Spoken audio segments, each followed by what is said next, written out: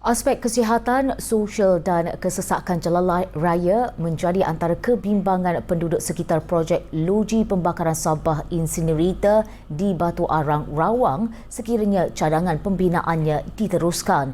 Jurucakap Rawang Tolak Insinerator RTI Abdul Hanan Abdul Mukti berkata pihak terlibat seharusnya mengambil kira kesan jangka panjang projek berkenaan yang akan memberi impak berterusan kepada penduduk setempat. Abdul Hanan berkata penggunaan insinerator sisa kepada tenaga WTE dengan kaedah membakar sisa buangan hanya akan beri kesan kepada penduduk dan alam sekitar.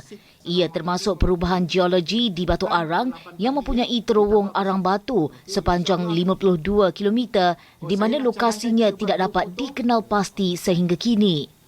So we are afraid that because it involves high temperature operations, we're talking about between 700 to 1000 degrees Celsius, the risk of fire explosion is very, very real and very, very critical. The fumes, the gases that will be generated from the combustion. There are two major gases. One is dioxin and one is furans. Both are highly toxic chemicals which can cause problems such as number one, cancer, number two, birth defects. Bercakap pada sidang media pada Ahad, beliau berkata pembinaan itu juga berpotensi menyebabkan nilai pembangunan hartanah di kawasan berkenaan jatuh menyusut. Abdul Hanan berkata lagi, satu perhimpunan akan diadakan pada 21 Januari ini di tapak pasar malam Bandar Tasik Puteri sebagai usaha mereka untuk menyuarakan kebimbangan terhadap cadangan projek tersebut.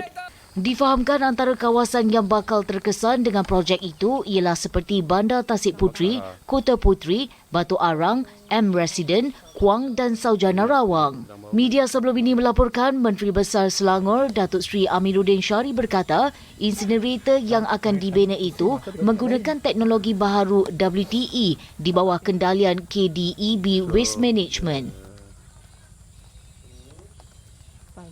Sementara itu, Bernama TV turut mendapatkan reaksi beberapa penduduk di kawasan berkenaan yang setuju dengan bantahan dibuat jaringan Rawang Tolak Insinerator RTI. Antara faktor merisaukan mereka adalah kandungan asap yang boleh menjejaskan tahap kesihatan mereka. Kita tahu keperluan insinerator ni oleh kerajaan ni, tapi disebabkan kawasan ni kawasan yang dah padat penduduk. Memang rasa macam tak sesuai dah. Kalau tempat yang tak ada penduduk lagi, tak ramai penduduk atau kawasan yang agak sekitar ladang dan sebagainya, jadi jarak itu mungkin boleh consider. Ini dekat sangat. Dioksin yang saya sangat concern. Sebab kita tahu sampah Malaysia ya, semua kebanyakannya ialah mengandungi plastik. Dan untuk mengurangkan ataupun stok dioksin dikeluarkan daripada incinerator, temperature, suhu untuk pembakaran ialah 800 degree Celsius sampai 1000. Baru kita boleh mengawal pengeluaran dioksin. Semua di sini adalah kebanyakan warga emas yang pension, yang duduk sini yang pagi dan petang mereka ni jogging.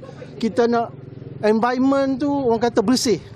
Dan saya sekeras-kerasnya membantah insinerator yang akan buat dalam kawasan Bandar Tasik Puteri ni.